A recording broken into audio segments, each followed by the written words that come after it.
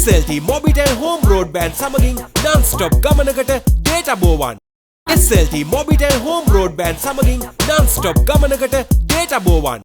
දසනකාන්තී චූර්ණය සහිත ලීවර් ආයුෂ් දන්තාලේපය දත්වල ඇති ප්‍රශ්න 10ක් වළකයි.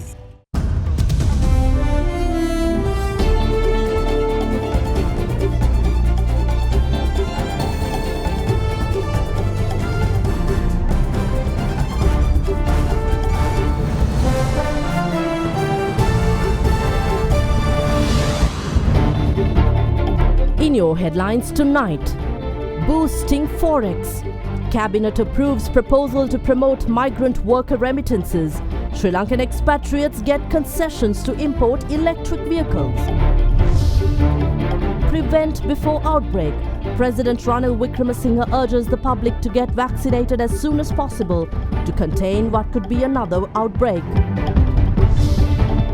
No privileges.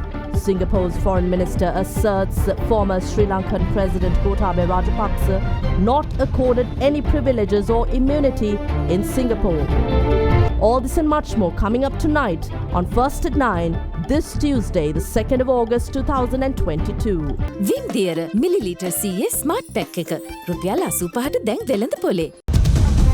From AdaDerana, this is AdaDerana First at 9. Live from Studio 24 in Colombo. And a warm welcome. Joining you tonight on First at 9, I'm Indivari Amwaka. The Cabinet of Ministers gave the nod for two proposals by Labour and Foreign Employment Minister Manusha Nanayakkara to promote migrant worker remittances to the country when Sri Lanka is faced with a severe dearth of foreign currency, especially owing to the migrant worker community not channeling their earnings via official channels. Accordingly, among some concessions granted, Sri Lankan expatriates are eligible to a license to import an electric vehicle equivalent to 50% of their remittances through legal channels. The Cabinet meanwhile approved the draft bill of the 22nd Amendment to the Constitution at the Cabinet meeting last evening. 22 ආණ්ඩු ක්‍රම ව්‍යවස්ථා සංශෝධන කෙටුම් පතට ඊ දිනේදී අමාත්‍ය මණ්ඩලයේ අනුමැතිය ලබා දුන්නා. ඒ අනුව අද දිනේ ඒ ගැසට් පත්‍රය පළ කිරීමටත් දින 7ක් ගත වූ පසු පාර්ලිමේන්තුවට පළවෙනි වර කියවීම සඳහා ඉදිරිපත් කිරීමට නියමිතයි. ප්‍රධාන විපක්ෂයෙන් ඉදිරිපත් කරලා තිබෙන්නේ විධායක ජනාධිපති ක්‍රමය මුළුමනින්ම අහෝසි කරන්න කියලා සංශෝධනයෙන්. එය කරන්න ව්‍යවස්ථාව අනුව අපිට ඉඩ කඩ නැහැ. එහෙම කරනවා නම් කරන්න තියෙන එකම ක්‍රමය අලුත් ආණ්ඩු ක්‍රම ව්‍යවස්ථාවක් ගේන්න ඕන. මොකද මේ ව්‍යවස්ථාවේ පදනම විධායක ජනාධිපති ක්‍රමය. මේකේ 19 ගුණාංග සහ 20 වෙනි ආණ්ඩු ක්‍රම ව්‍යවස්ථාවේ සංශෝධනත් ප්‍රතිපාදනත් මේකට ඇතුළත් කරලා තියෙනවා. විදේශගත වෙලා ඉඳලා ආවහම ගුවන් තොටුපළේදී හම්බ වෙනවා තීරුබදු සහනයක්. දැන් අපි වෙනස්කමක් කරලා තියෙනවා. ඩොලර් 2400ක් වත් අම වශයෙන් එවලා තියෙනවා නම් එයාට වැඩි කරනවා. එයා හිටපු දින ගානත් එක්ක දින 90ට අඩු නම් 787ක්, දින 90ත් 365 අතර හිටියනම් 1225ක්, ඊට වැඩියෙන් ඉන්නව නම් 2350ක් විදියට මේ ඩියුටි ෆ්‍රී ඇලවන්ස් එක තීරුබදු සහනය වැඩි වෙනවා.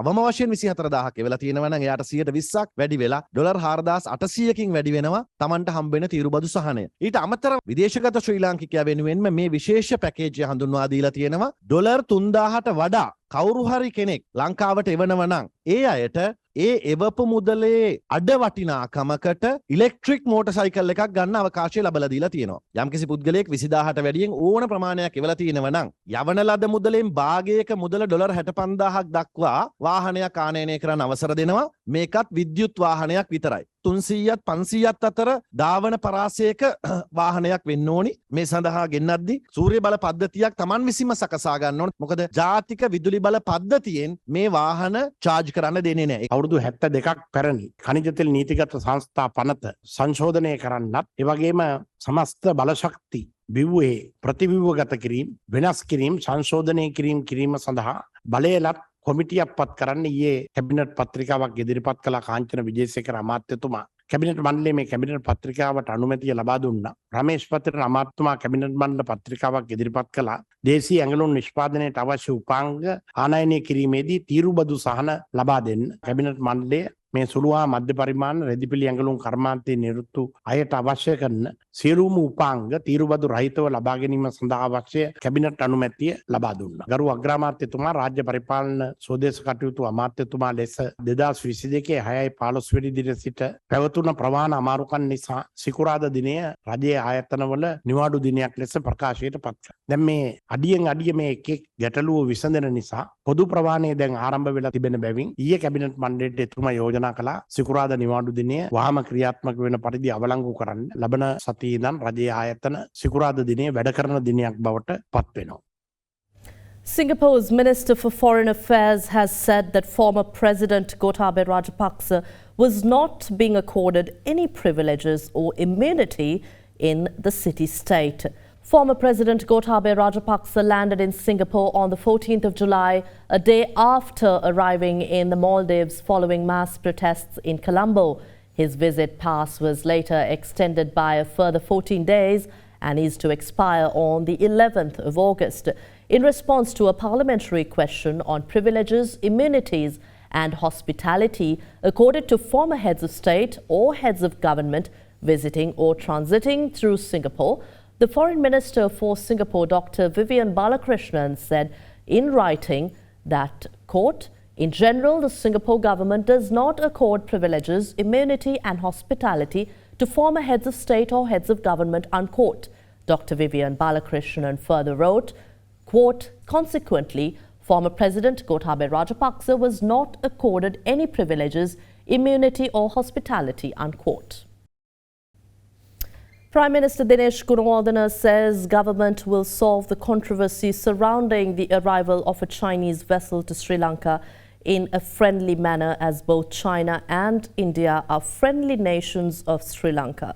He went on to say that Sri Lanka is dedicated to solving the country's political crisis by working together with all political parties. Prime Minister Dinesh Gunawardena called on Chief Prelate of Kotte Sri Kalyani Samagri Dharmama Sangha Sabha, Most Venerable Dr. Ittapane Dhammalankara Thera today at the Sri Dharma Vijaya Loka Mahaviharaya in Rukmale.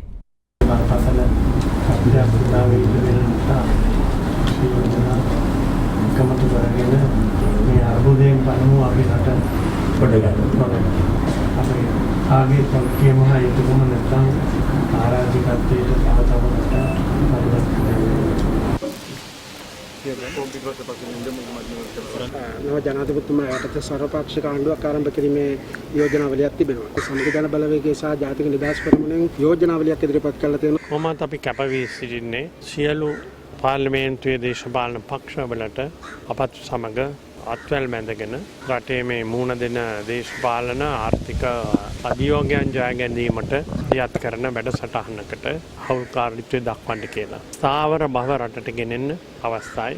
නීති හා සාමය ක්‍රියාත්මක වෙන දේශයක් බවට රට පරිවර්තනය කිරීමේ මහා වගකීම රජයකට තිබෙනවා. ඔය තමයි වගේම චීන නෞකාවක් ලබන 11 වෙනිදා ශ්‍රී ලංකාවට පැමිණෙනවා කියලා ප්‍රචාරයක් තිබුණා. ඒකෙදී ඉන්දියාව සහ චීනය මතභේදාත්මක තොරතුරු මේ වෙනකොට ප්‍රචාරය කරනවා. ලංකාවට කොයි විදිහට බලපායිද ඔබතුමාලා කොහොමද මේකට මැදිහත් වෙන්නේ? විවිධ ප්‍රචාරයන් ගැන ගියත් චීනයත් ඉන්දියාවත් අපේ මිත්‍ර රටවල් දෙකක්. ඒ නිසා මේ ප්‍රශ්නයන් තාම මිත්‍රශීලීව විසඳා ගැනීමට රජය කැපවී සිටිනවා.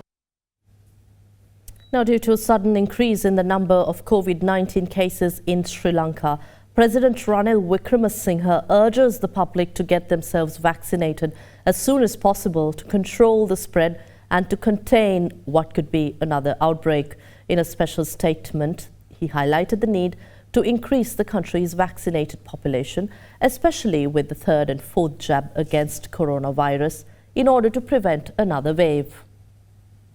ජූලි මාසේ කොවිඩ් රෝගීන් යළිත් වැඩි වෙලා තියෙනවා. මේ දිහා බැලුවාම තවත් එක කරුණක් තිබෙනවා විශේෂයෙන්ම කොවිඩ් එන්නත දීම ගැන. පළවෙනි වටේදී මිලියන 17ක් කොවිඩ් එන්නත ලබාගත්. දෙවනි වටේ එක මිලියන 14කට අඩු වුණා. තුන්වෙනි වටේ කොවිඩ් එන්නත ලබාගෙන තියෙන්නේ මිලියන 8යි. හතරවෙනි එන්නත ලබාගෙන තියෙන්නේ 22623. එහෙනම් තුන්වෙනි වතාවෙත් හතරවෙනි වතාවෙත් එන්නත් ගත්ත ප්‍රමාණය අඩු වෙලා තියෙනවා. ඒ නිසා එන්නත්ත ගන්න එක යලිත් වැඩි කරන්නට තිබෙනවා. දැනට ලංකාවේ තියෙනවා තියෙනවා එන්නත තව මිලියන 8ක්. ඒක ඔක්තෝබර් මාසෙ වෙනකන් අපිට යොදවන්න පුළුවන්. මේ මිලියන 8ම අපිට ඔක්තෝබර් මාසෙදී අවසන් කරන්න බැරි වෙනවා. ඒ නිසා කොටසක් වෙන රටකට දෙන්න සිදු වෙනවා. කරුණා කළා මේ අවස්ථාවේදී සෞඛ්‍ය ගැන හිතලා ක්‍රියා කරන්න. මේ රටට යලි කොවිඩ් වසංගතයෙන්ට අවස්ථාවක් දෙන්න එපා. The ceremonial opening of the third sitting of the 9th Parliament is scheduled for tomorrow after it was prorogued on the 28th of July by President Ranil Wickremesinghe. According to the Department of Communication of Parliament, President Ranil Wickremesinghe has been given directives to commence the new parliamentary session without a guard of honour. The presidential flag will not be hoisted at the session. President Wickremesinghe will present the policy statement of his government at the beginning of the new session of Parliament, which includes a detailed analysis of the government's vision to Parliament and the general public through his policy statement. Parliamentarian Nimal Siripala de Silva was sworn in as the Minister of Ports, Shipping and Aviation. He was sworn in before President Ranil Wickremesinghe at the Presidential Secretariat today. Nimal Siripala de Silva temporarily resigned from the portfolio of Minister of Ports, Shipping and Aviation on the 6th of July, pending the completion of an inquiry into bribery allegations against him. Upon being cleared of the charges levelled at him by opposition leader Sajith Premadasa during a recent parliamentary session, the parliamentarian was reappointed to his cabinet position.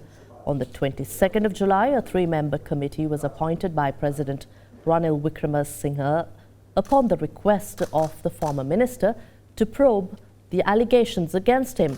The committee was chaired by retired High Court Judge Kusala Sarojini Veerawardena, while retired Senior Deputy Inspector General of Police S.M. Wickremesinghe and retired Special Grade Officer of Sri Lanka Administrative Service S.M.G.K. Pereira served as its members. How successful is the National Fuel Pass QR code system? We'll find out when we return after this break.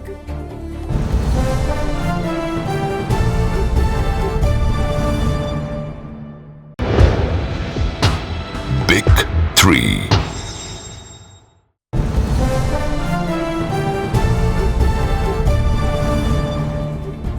Welcome back to the news. The National Fuel Pass QR system is now adopted across all fuel stations in the island in a bid to end long fuel queues across the country. The system seems to show progress as members of the public praise it, as its implementation has significantly brought down waiting time at fuel queues. At the same time, the Information Technology Agency, which was instrumental in developing the system, warned the general public not to engage in fraudulent activities to obtain fuel, as it can be easily detected via the system and they will be dealt with the law. Since yesterday, fuel stations were instructed by the Ministry of Power and Energy to issue fuel as per the National Fuel Pass QR system in order to end long fuel queues in the country. Regular distribution is also carried out by the Ceylon Petroleum Corporation from their terminals to ensure that filling stations get adequate stocks of fuel to distribute to the public under the QR system. During the 24-hour cycle that ended at 6 this morning, over 600,000 transactions have been carried out at over 850 fuel stations owned by both the CPC and Lanka IOC, where 4.9 million litres of fuel were issued based on the National Fuel Pass QR system. This system was praised by the public when most of them near filling stations told AdaDerana that the new system stands efficient and successful. QR system එක හොඳයි මන්නම් කියන්නේ. වෙන්දරන සෑහෙන පොලිමක් තියෙනවා අද නම් නැහැ. QR ආපු පස්සේ ත්‍රිවිල් එම අඩුයි. ඔය තෙල් මාපියාව නවති. අපිට ලොකුම ප්‍රශ්නයක් තිබුණේ ත්‍රිවිල් නිසා අපිට පෙට්‍රල් ගහ ගන්න බෑ. දැන් මේ ක්‍රමෙන් නිසා අපිට දැන් chance එකක් තියෙනවා ගහ ගන්න පුළුවන් කොහොම හරි. Further, long queues that existed near most filling stations that have adopted the Fuel Pass QR code system too have reduced as a result of this new technological advancement. As per registering with the National Fuel Pass for government vehicles, organizations and businesses, The Minister of Power and Energy said each vehicle should be registered with a separate mobile number and identity card number, passport or business registration number of the vehicle driver or any user of the vehicle on National Fuel Pass QR system. From the 12th of August, government institutions, organizations and businesses with multiple vehicles will also be able to register with one business registration number or code assigned to them and with just one specific mobile number for all of their vehicles. The minister added that the temporary QR obtained should be deleted when doing so. යම් කිසි පුරවැසියෙක් විසින් වංචනික ලෙස ඉන්ධන ලබා ගැනීමට උත්සාහ කරොත් එය මෙම පද්ධතිය තුළ දැනගැනීමේදී හැකියාව තිබෙනවා. එවැනි පුද්ගලයන් පිළිබඳව අපි නෛතික ක්‍රියාමාර්ග ගැනීමට බලාපොරොත්තු වෙනවා. එහෙම අහුවෙලා තියෙනවද ඔබතුමාලට? අපට යම් යම් දැනුවත් කිරීම සිදු වෙලා තියෙනවා. යම් යම් වංචනික ක්‍රියාමාර්ග පිළිබඳව ඒ පිළිබඳව අපි කටයුතු කරමින් ඉන්නේ. In the meantime, law enforcement authorities continued their raids to crack down on illegal hoarding of fuel for resale at higher prices.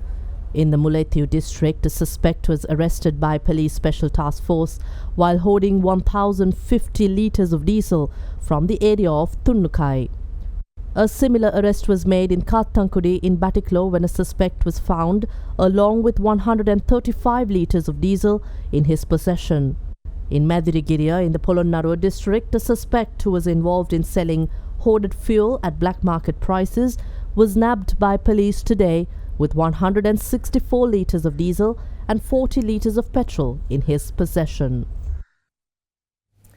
Now, social activist and YouTuber Rathindu Senaratne, popularly known as Ratta, has been granted bail by the Colombo Fort Magistrates Court. He was arrested by officers of the Colombo Crimes Division yesterday for allegedly violating a court order during a protest at the Bank of Ceylon Mawatha in Colombo on the 21st of May. Senaratne had arrived at the CCD earlier yesterday to record a statement regarding the protest staged near the Polduwa Junction on July 13th. Meanwhile, the Colombo Fort Magistrate has also issued an order barring the YouTuber from travelling overseas.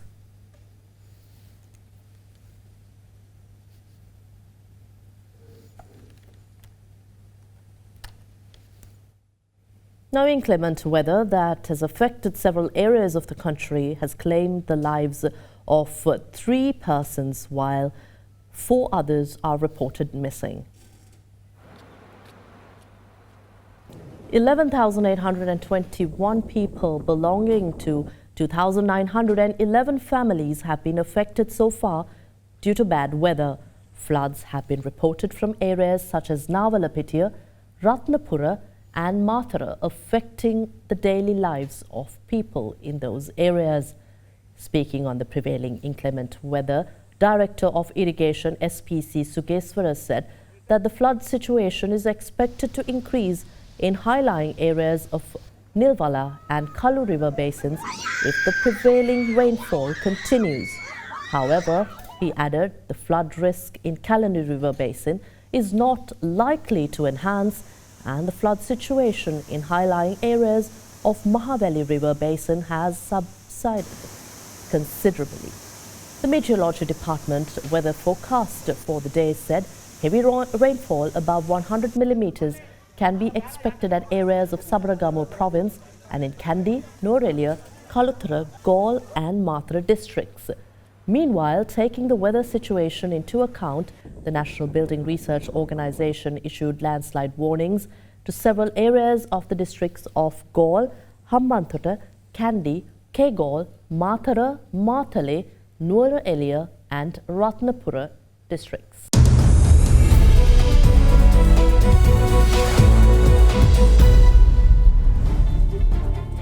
Now, taking you to business news, Sri Lankan shares rose for a 4th straight session today to close at their highest in more than 8 weeks, boosted by industrial stocks. The CSE's all-share price index ended up 1.79% at their best one-day percentage gain since July 15th. On the CSE all-share price index, trading volume rose to 93.5 million shares from 75.7 million shares in the previous session. The equity market turnover was 2.38 billion rupees, up from 1.82 billion in the previous session. Foreign investors were net sellers, offloading 239 million rupees worth of shares, while domestic investors were net buyers, purchasing 2.16 billion rupees worth of equities. U.S. stock index futures fell on concerns that a planned visit by U.S. House of Representatives Speaker Nancy Pelosi to Taiwan could worsen tensions between the United States and China. The latest geopolitical uncertainty comes at a time when financial markets are already dealing with the fallout from a war in Ukraine, energy crisis in Europe, soaring inflation, and tightening of financial conditions. Markets have kicked off August on a lackluster note and heightened fears of a global recession after data showed factory activity weakened across the United States, Europe and Asia. Against the backdrop of a difficult macroeconomic environment, investors have become increasingly jittery about the health of corporate America. Now, global oil prices slipped today as investors absorbed a bleak outlook for fuel demand, with data pointing to a global manufacturing downturn just as OPEC Plus producers meet this week to decide whether to increase supply. Surveys have showed the factories across the United States, Europe and Asia struggled for momentum in July as flagging global demand and China's strict COVID-19 restrictions slowed production. Brent crude was down $1.40 or 1.4% to $98.63 a barrel, while U.S. West Texas Intermediate crude fell $1 or 1.1% to settle at $92.89. Oil soared earlier in 2022, with Brent in March coming closer to its all-time high of $147 a barrel after Russia's invasion of Ukraine added to supply concerns. Concerns about slowing growth have since eclipsed tight supply. 2 of 8 OPEC Plus sources have told Reuters that a modest increase for September would be discussed, while the rest said producers are likely to hold output steady. And best wishes from us here at AdaDerana 24 to Yupun Abekon, as our hopes are high. And that's all for us tonight. Have a pleasant evening. Good night.